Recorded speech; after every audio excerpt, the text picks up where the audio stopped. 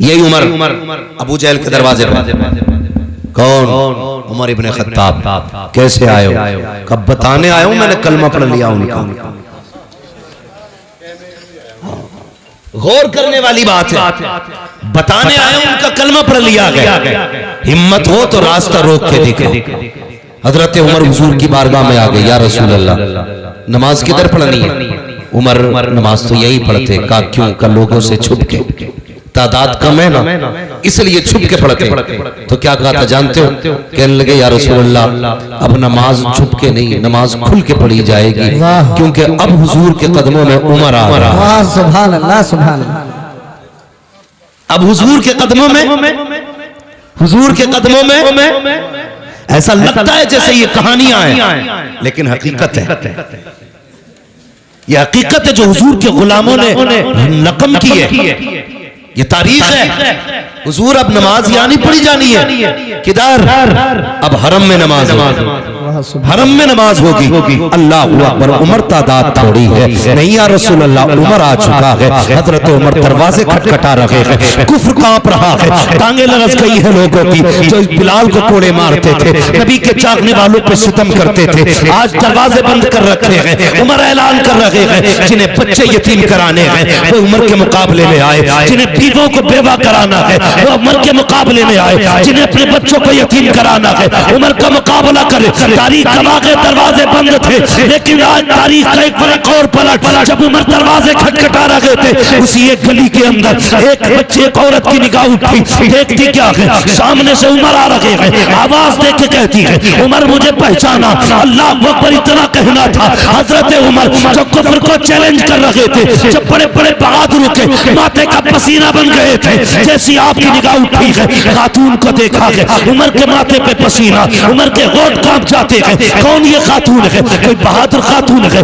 जंगजू खातून है। तारीख में इस खातून का नाम हजरत सुमैया बताया जाता है, हजरत सुनैरा बताया जाता है। कौन सुनैरा है? अल्लाह अकबर, यही सुनैरा है। कहती उमर बता तो सही। एक दिन वो था मेरा मालिक मुझे मार रहा था, तब तू आया था और तूने कहा था क्या बात है? तो उसने कहा था ये हुजूर का दामन की छोड़ रखी है। तब तूने कोड़े मारे थे, मार मार के थक गया था, लेकिन मुझसे ये नाम न छुड़ा सका था। अब बता तो उमर तुझे क्या हो गया है जिस नाम के लिए तू मुझे मार रहा था, आज उस नाम की तू दुहाई दे रहा है? क्या हुआ है? हजरत उमर ने कहा था खातून चुप हो जा, उस वक्त तक मैंने नहीं देखा था, अब देख आया हूँ। और देखने का नशा ये है कि जुल्फ देखी है कि नजरों ने घटा देखी है। लुट गया जिसने मोहम्मद की अता देखी। नाराए तकबीर, नाराए रिसालत। हजरत अल्लामा मौलाना मुफ्ती हम्माद रजा साहिब किबला। नाराए तकबीर, नाराए रिसालत, अजमत मुस्तफा कॉन्फ्रेंस। यार जमींदार होना अपनी जगह, अमीर होना अपनी जगह, मोहम्मद का गुलाम होना अपनी जगह, हुजूर का गुलाम होना सबसे बड़ी बात है। हाँ, वरना अगर दौलत की तारीख बताऊं तो किस किस पे दौलत ना थी, मगर याद रखना हुजूर का दामन सिर्फ नसीब वालों को मिलता है। बेशक बेशक, सुभान अल्लाह, नसीब वालों को मिलता है। हजरत मैं फख्र से कहता हूँ, फख्र से कहता हूँ, बुरा ना मानिएगा जी। कुछ लोग अगर वकील हैं तो उस वक्त तक रोटी नहीं मिलती जब तक झूठ को सच, सच को झूठ साबित न कर दे जी। हाँ, दीवान जी हैं तो उस वक्त तक रोटी हलक से नहीं उतरती जब तक किसी गरीब का खून अपने पैसों के जरिए, कलम के जरिए उसके खून को पसीने में बदल के नोच के निचोड़ के न पी ले। बहुत गौर से मेरी बात सुनना जी जी।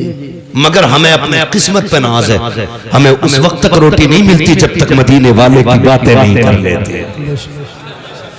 ये अपना अपना नसीब है यार, अपना अपना नसीब है। खाते हैं तेरे दर का, पीते हैं तेरे दर का, पानी है तेरा पानी, दाना है तेरा दाना, सुभान, जोर से दाना है तेरा दाना, दाना। हम तो खाते ही हुजूर का है, खाते ही हुजूर का है।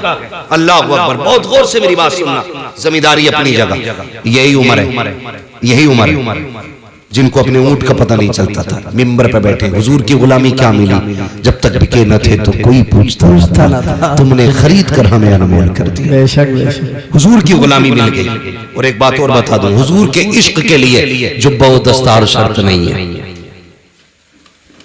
ये जरूरी नहीं है जो इमाम हो उसी के सीने में हुजूर का इश्क उतरे, जो अल्लामा हो उसी के सीने में हुजूर का इश्क उतरे।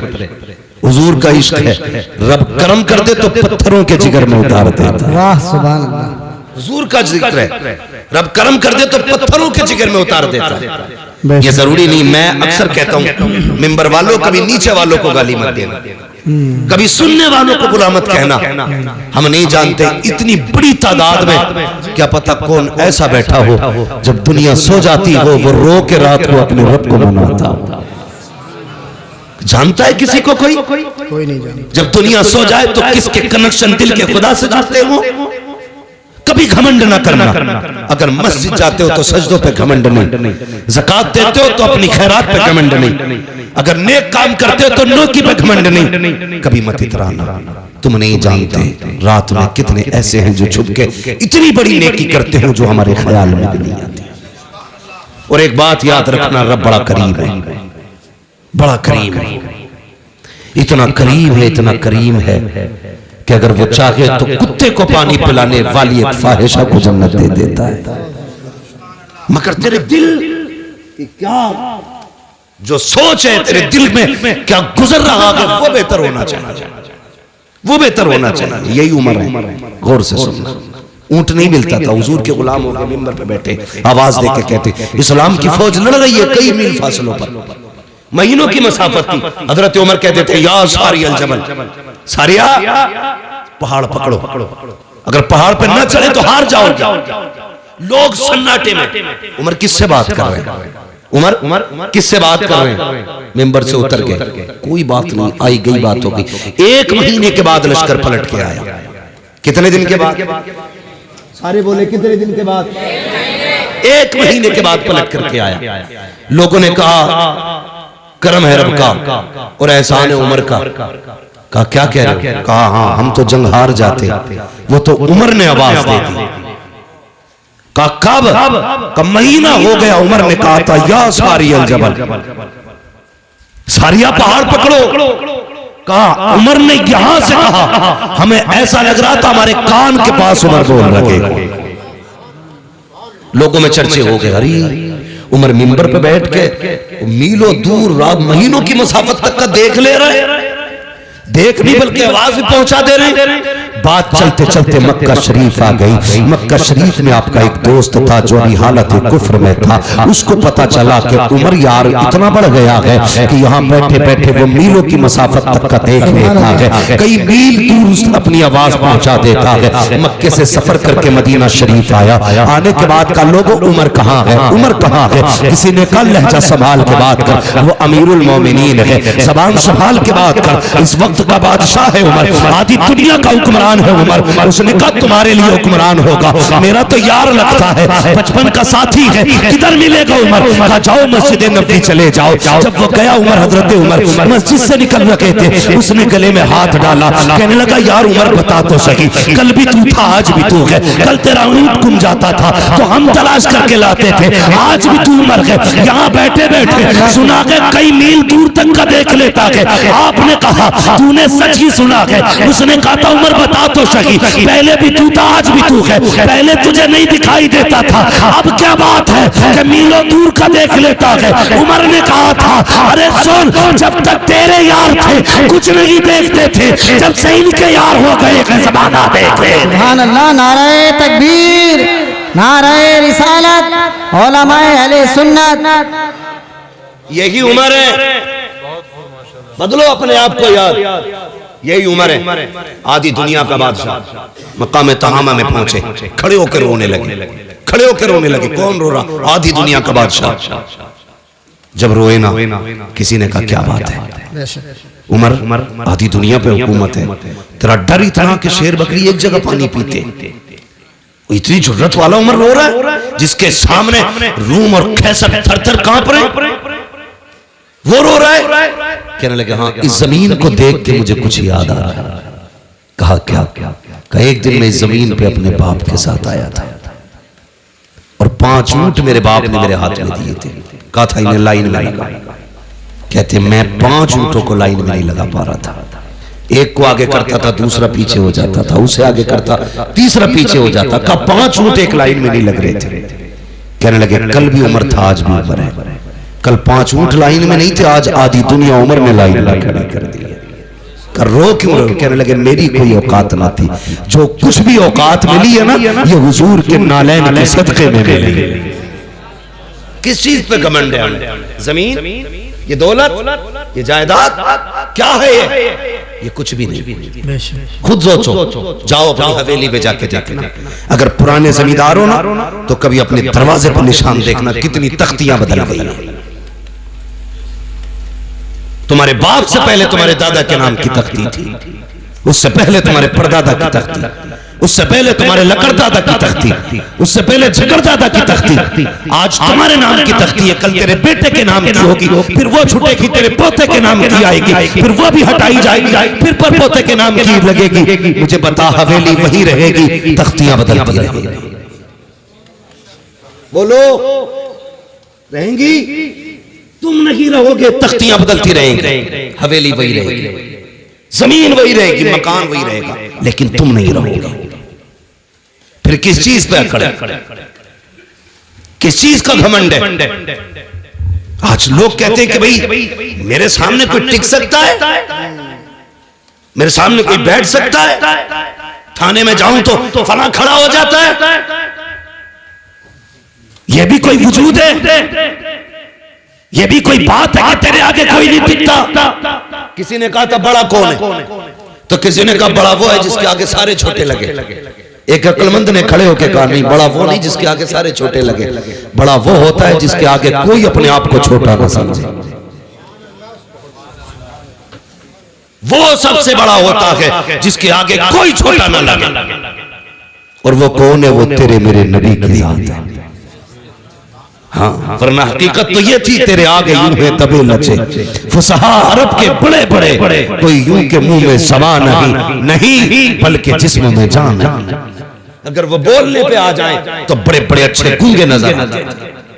हाँ, उनकी फसाहत और बलागत के आगे किसी की जबान नहीं चलती थी, लेकिन कर्म करने पे आए। अल्लाह अकबर, अरब की गर्मी है, शिद्दत की दोपहरी है, तपती हुई धूप है, जमीन आग उगल रही है। अचानक एक खातून आई, इशारा किया, हुजूर साए से उठे, जाके उस खातून के पास खड़े हो गए। अल्लाह अकबर, थोड़ी देर नहीं, बहुत देर तक वो खातून बात करती रही। सहाबा इशारे कर रहे हैं, आका आ जाइए, तरगमी तेज की है, सरकार आ जाइए। हुजूर नहीं हटे अपनी जगह से जब तक वो औरत खुद नहीं चली गई। हजरत उमर करीब आए, कहते हैं या रसूल अल्लाह, किससे बात कर रहे थे? जानते हैं ये पागल औरत है, इसे कोई मुंह नहीं लगाता है। आका, इससे आपने इतनी देर बात क्यों की है? आका, ये तो दीवानी है, मेरे नबी के जुमले सुनना। आका ने कहा था, उमर, जिससे कोई बात नहीं करता उससे बात करने के लिए मोहम्मद दुनिया में आया।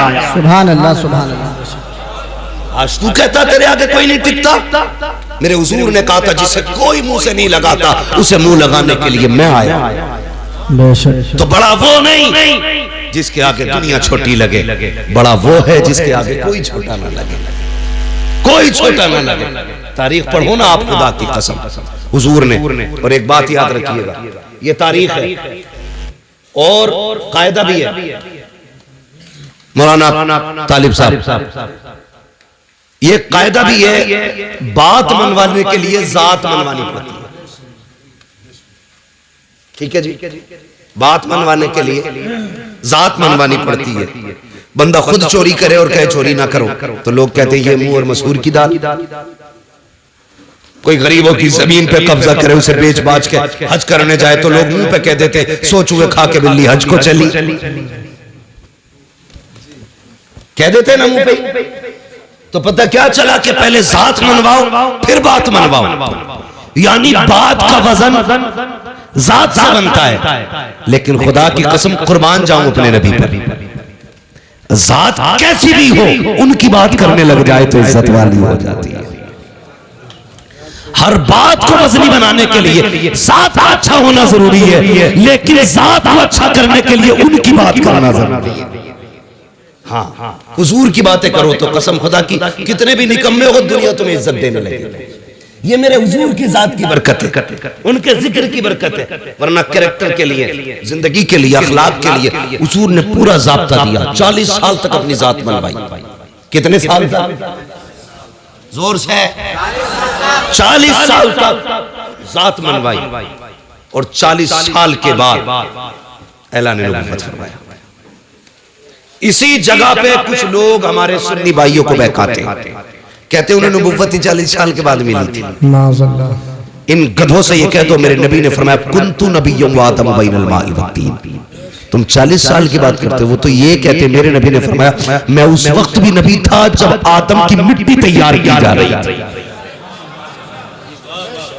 उस वक्त भी नबी था जब आदम की मिट्टी तैयार हो रही थी, यानी आदम मिट्टी और पानी के बीच में जब पुतला बनाया जा रहा था, मैं तब भी नबी था।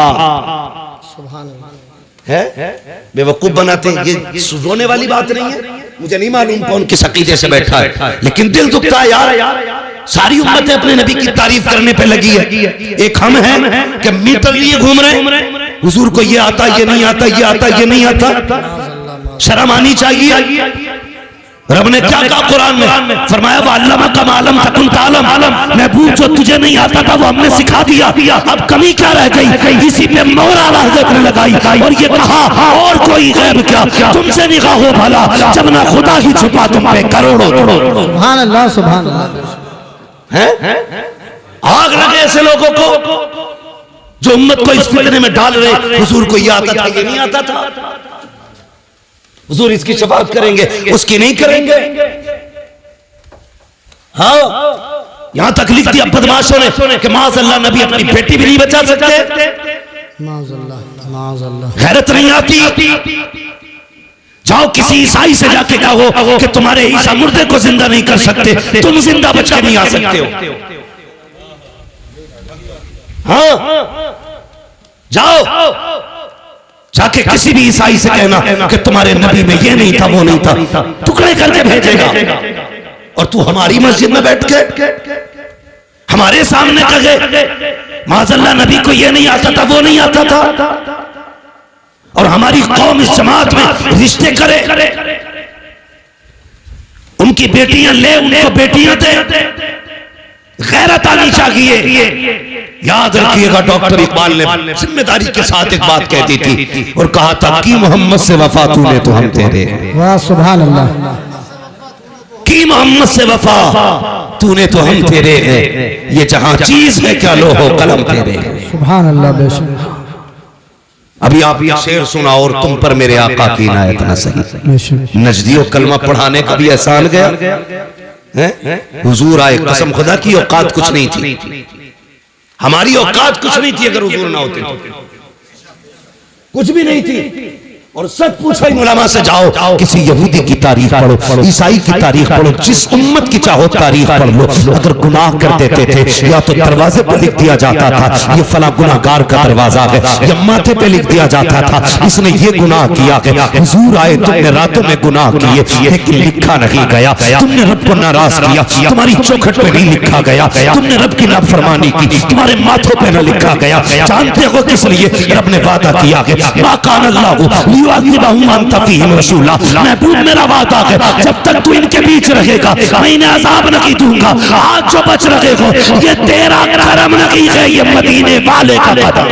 वाह सुभान अल्लाह, सुभान अल्लाह। बेशक ये हुजूर का सदका है और हमारी कौम अंधी होती जा रही है। मैं सिर्फ इतना कहूंगा, जाओ पकड़ के लाओ किसी भी नज्द की बदमाश औलाद को। चैलेंज है मेरा, हुजूर से ज्यादा कोई रोया हो तुम्हारे लिए तो बताओ। हुजूर से ज्यादा कोई रोया हो तो, हुजूर से ज्यादा किसी ने आंसू बहाए हो तो मुझे बताया जाए। तारीख पढ़ डालिया। अल्लाह अकबर। हुजूर इबादत के लिए गार में जाते थे। बहुत गौर से सुनना, मैं हुजूर का किरदार बताने लगा। गार में जाते थे, पहली बार जिब्रील आए हुजूर के पास। जब पहली वही नाजिल हुई ना, और जिब्रील ने आके कहा था इक़रा, महबूब पढ़ो पढ़ो। हमने इस इक़रा के राज को नहीं समझा। बहुत गौर करना मेरी बात, इक़रा के राज को नहीं समझा। हुजूर उस जमीन पे आए थे जहां की जमीन भी पत्थर थी और दिल भी पत्थर के थे। तवज्जो है मौलाना इख्तियार साहब। हाँ, तारीख ले लिए भी जिम्मेदारी पूरी नहीं हुई, तकरीर पूरी ना हो जाए। इकरा का मतलब समझिए, हुजूर जिस जमीन पे आए वो जमीन बोलो पत्थर की थी। लोगों के दिल भी कैसे पत्थर थे, बेटियों को जिंदा दफन करते थे। मेरी बेटियां मेरी बात सुने, बहुत गौर से सुने। आज एक फितना बड़ी तेजी से चल रहा है, इर्तिदाद का फितना। बेटियां धर्म छोड़ रही हैं और इश्क के तूफान में अंधी होकर के न जाने किस किस के गले पड़ जा रही है। फिर कुछ दिन के बाद रोडों पे पड़ी मिलती है, कभी बैग में मिल रही है, कभी कटी ट्रेन में मिल रही है, कहीं नालियों में मिल रही है, कहीं लाशें जला दी जाती है, कहीं मोमबत्ती में पैक कर दी जाती है। मेरी बेटी सुन तो सही, जब हुजूर नहीं आए थे तेरी औकात क्या थी? तुझे कत्ल करते टाइम बाप का हाथ नहीं कांपता था, माथे पे पसीना नहीं आता था। तुझे पैदा करने के बाद जिसके घर में पैदा होती थी वही दफन कर दिया जाता था।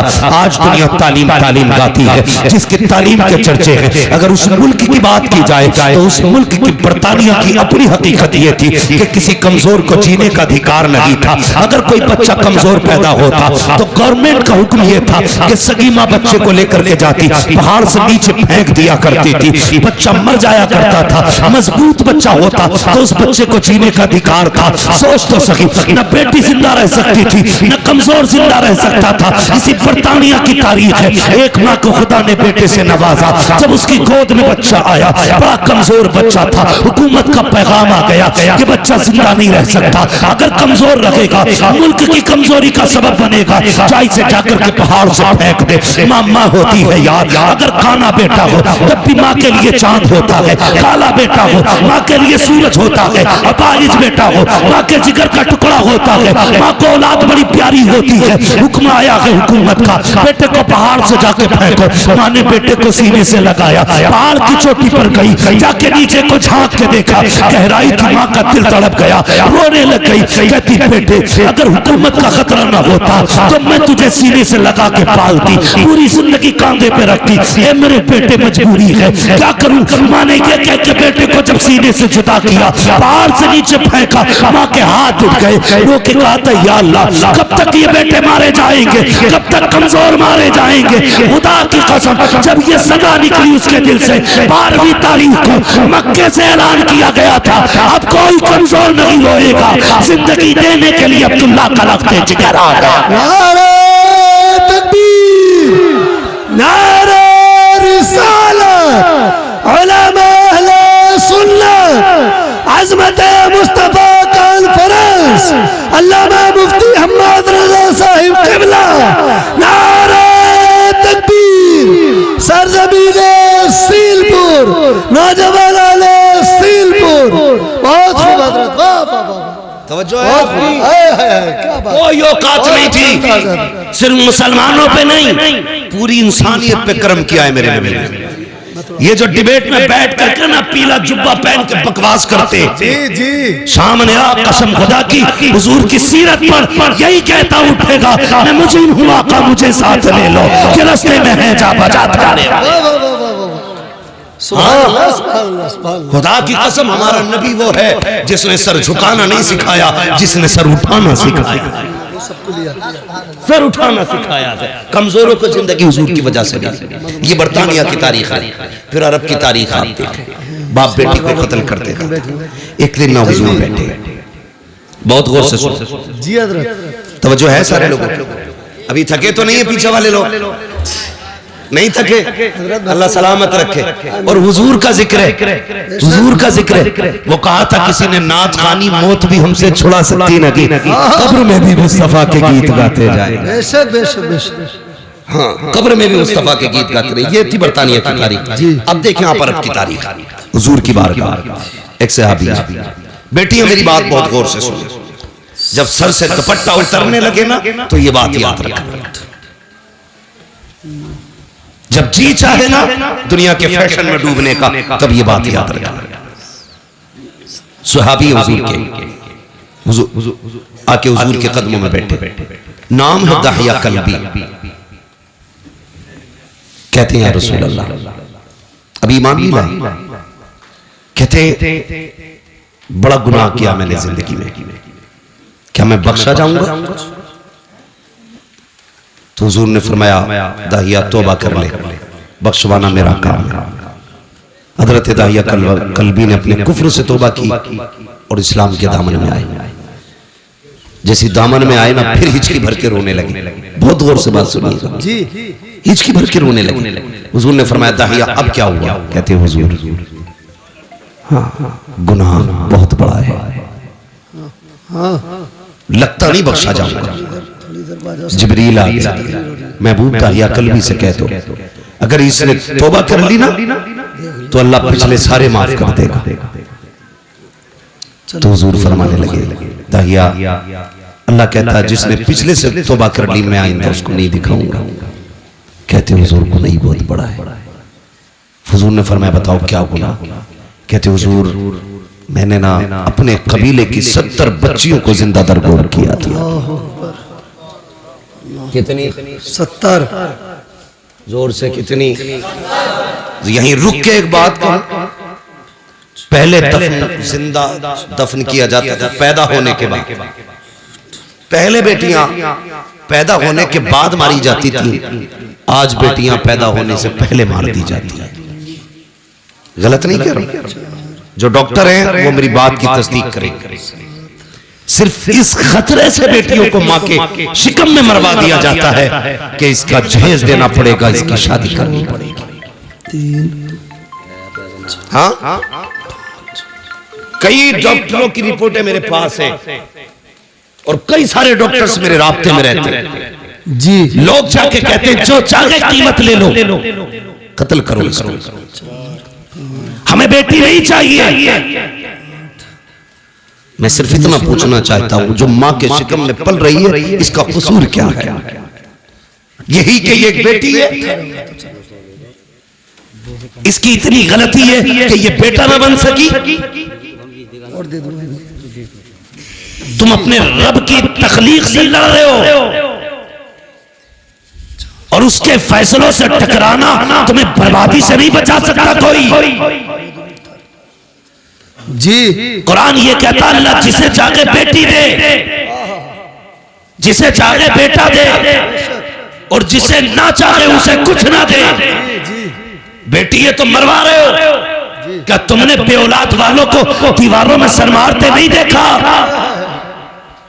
किस मजार पे नहीं गए? अल्लाह एक औलाद दे दे, बेटा ना सही बेटी दे दे। भीख मांगते देखा है मैंने लोगों को, जब उन्हें देखता हूं तो हैरत होती है। मैंने के एक ये है जिन्हें कुछ नहीं मिला तो तड़प रहे हैं, एक वो है जो बेटियों को माँ के शिकम में मार देते हैं। तुझे क्या लगता है जिस बेटी को तूने माँ के शिकम में मारा उसको कोई नहीं जानता था? कई बार तो ऐसा हुआ जब बच्चियां माँ के शिकम में बड़ी हो जाती है, दवाओं से नहीं मारी जा सकती, उनको काट काट के जिस्म से निकाला जाता है। वो बता तो सही, तेरे पैर में कांटा लग जाए, तेरी आंख निकल जाती है, नाखून काटते वक्त ब्लेड लग जाए, तेरी चीख निकल जाती है, पैर में शीशा लग जाए, लंगड़ा के चलता है, इतने से जख्म से तेरे होश उड़ जाते हैं। बता तो सही, जिस बेटी की माँ के शिकम के अंदर पैर काटे जाते होंगे उस बेटी पे क्या गुजरती होगी? जिसके आज़ा के टुकड़े किए जाते होंगे उस पे क्या गुजरती होगी? और यार तेरे पास जबान है, तू चीख के कहता है, ठोकर लगे तो कहता है हाय माँ, कांटा लगे तो कहता है हाय माँ, दर्द हो तो कहता है हाय माँ।